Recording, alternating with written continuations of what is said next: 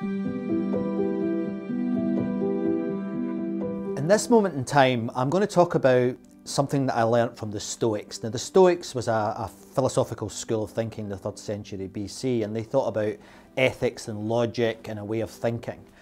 And one of the most powerful quotes I think I've ever come across, and in fact it's so important to me, I've got it in my study above my desk, is this from one of the Stoics. Feelings are like nails. The harder you hit them, the deeper in they go. Think about it. Imagine in our parliaments if dueling parties actually didn't throw things at each other, throw abuse at each other, try to win points at each other. They actually looked at it a different way. If they realised that by giving each other abuse, they're just making the sides more and more and more apart. We need to come together. I think everyone recognises that. And one way to do that is to reflect on that quote from the Stoics. So how do we do it? Well, for many years I've been working with people about how to structure a conversation, how to structure an argument, and indeed it's surprising sometimes that I think we've actually lost the art of how to structure a discussion. It's funny when you look back in time, in Victorian times, in the United Kingdom at least, they used to teach a subject called argumentation, where they used to teach kids how to have an argument, how to have a discussion, how to have a dialogue. We don't do that anymore. So is it any wonder that we are becoming more and more polarised? However, there is hope, and that quote starts the hope, but I think there's a practical thing I can give you in this moment of time that you can actually use. And it comes from, it's about the 70s, it was actually developed by a chap called Rapoport. And Rapoport was a fella who looked at gaming technology. He was one of the founders of gaming theory and thinking around that particular area. And he came up with this model for dialogue.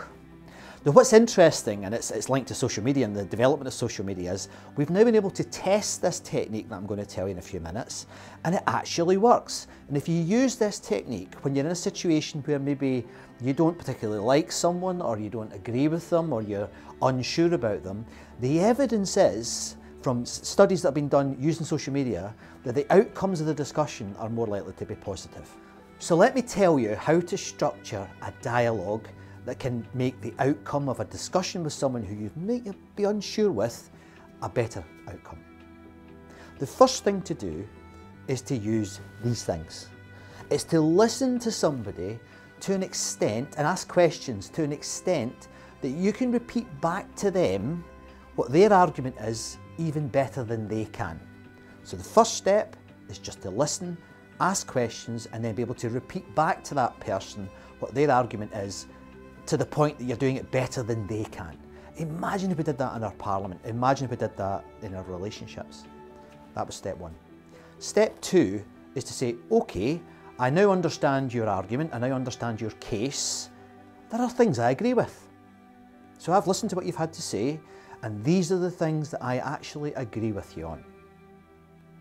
The third step is to say, okay, I understand your case, you know what I agree with. I've actually learnt something from that discussion and listening to what you had to say. And these are the things that I've learnt. And only then do you go to the fourth step. And the fourth step is to say, and what I think is. And the evidence is, from a study that was carried out on Reddit, which is one of the social media platforms, that if you structure a discussion that way, you're more likely to have a positive outcome.